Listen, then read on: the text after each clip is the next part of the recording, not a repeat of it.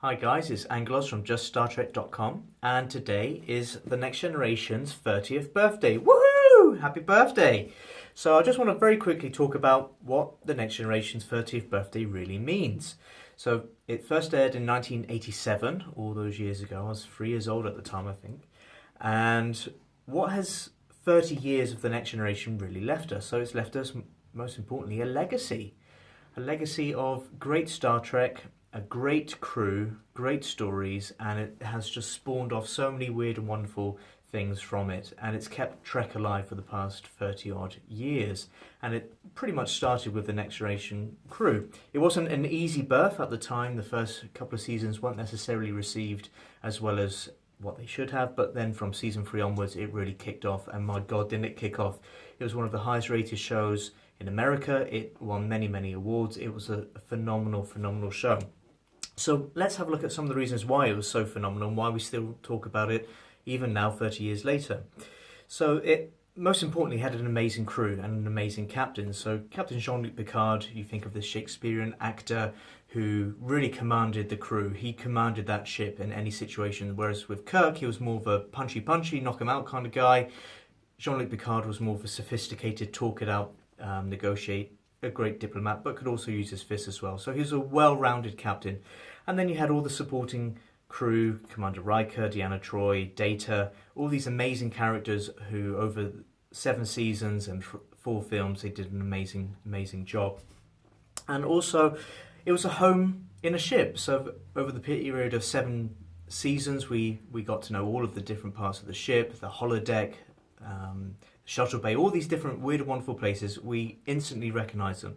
So it's a great thing that they did in terms of design.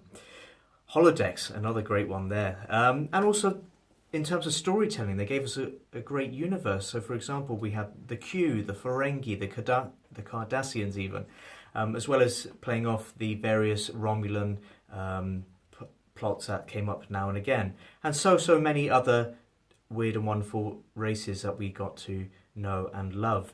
And it also introduced us to a deadly enemy, the Borg, which were really quite a deadly, serious enemy. We'd never seen anything like them before. They were just relentless in their pursuit to try and assimilate everything and anything.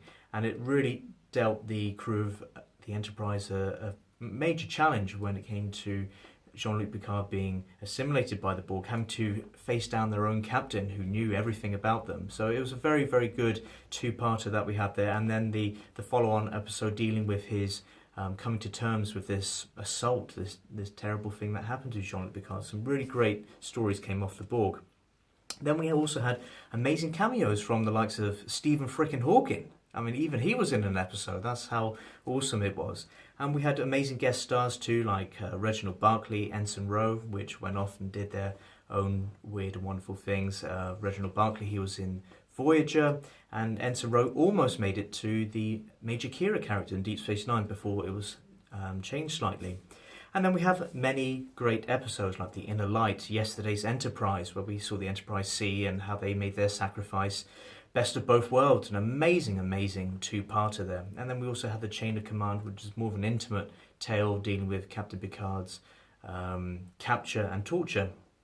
And it also set the length for a Star Trek show. So 7 seasons became the norm. So then we had Deep Space Nine, Voyager with 7 seasons, hopefully Discovery. We won't talk about Enterprise and their cancellation.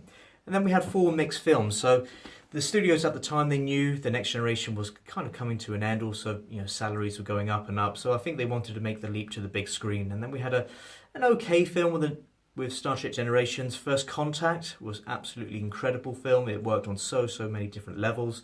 Insurrection, I enjoyed it. I thought it was a great film. Not so many others did as much. But I thought it was a good, solid Star Trek film. And then Nemesis. Unfortunately, Nemesis let it down a little bit, and that began the decline of Star Trek at the time. We also have great catchphrases that came from the Next Generation. We all know "Make It So." There are 4 lights, head in hands, and the famous Riker maneuver, where he wouldn't sit on a chair like a standard person. He would just climb over the chair and sit down, which has become a bit of a thing. So yeah, it's just amazing that 30 years on we are still talking about it, still using these things. And also, I think that the Next Generation helped bring in the golden age of Star Trek. So we had two other concurrent series running with Deep Space Nine and Voyager that led off it. We had great films like First Contact, Insurrection. So I would say the late 90s, really mid to late 90s, was really the golden age of Star Trek. But also, the Next Generation helped foster in the downfall of Star Trek. So let's not forget that, with a very weak entry in with Star Trek Nemesis, which was a very average Star Trek film. And I think with that, with the poor office receipts that they had, and also Enterprise as well, it just led to the wilderness years of Star Trek. But ignoring that, we now have Discovery. We've got 3 good new Star Trek films, with another one hopefully on the way. So I guess what I'd like to say is a big thank you to the Next Generation crew, both the writers, producers, directors, especially the actors, who have kept it going. And also the fan base has been incredible. I mean, you go to conventions and everyone still loves the Next Generation crew. It would have been great if perhaps they could have had another film just to give them really great send-off, but it hasn't and probably won't happen. But again, thank you. Happy birthday. Please leave your comments below on what 30 years of the Next Generation means to you. Click subscribe, as we've got lots more reviews coming your way. Live long and prosper.